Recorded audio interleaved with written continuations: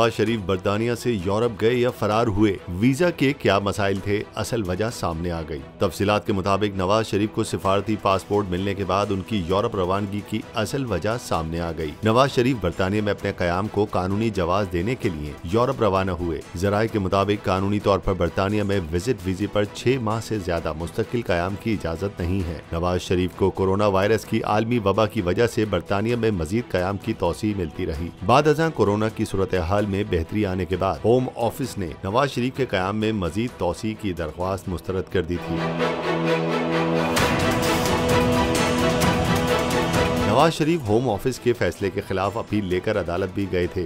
जराये का कहना है कि नवाज शरीफ ने होम ऑफिस के फैसले के खिलाफ अपील वापस ले ली है। यूरोप से वापसी के बाद नवाज शरीफ 6 माह तक बर्तानिया में मजीद कायम कर सकेंगे। वाज़ेह रहे कि नवाज शरीफ और मरियम नवाज अपने दीगर अहले खाना के साथ कल लंदन से यूरोप रवाना हुए। नवाज शरीफ का लंदन में 3 साल कयाम के दौरान बर्तानिया से पहला इंटरनेशनल सफर है।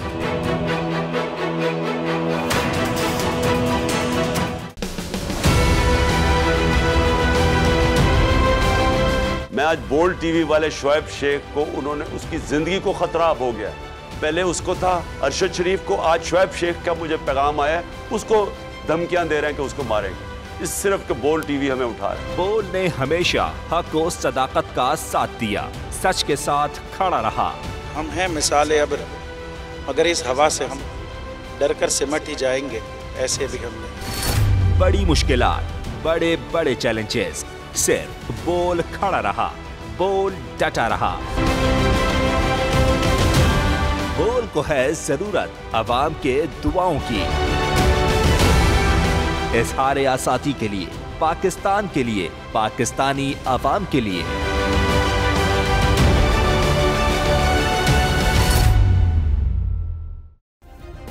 सब्सक्राइब करें और बेल दबाएं ताकि कोई खबर रह न जाए।